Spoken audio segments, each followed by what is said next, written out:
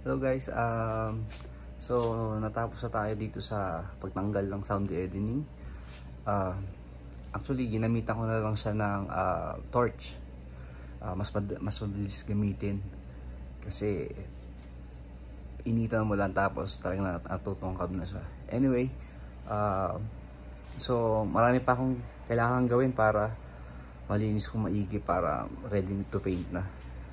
So white, tapos ayusin natin yung interior, lagyan natin ng upuan, and syempre shifter, lagyan natin ng shifter din.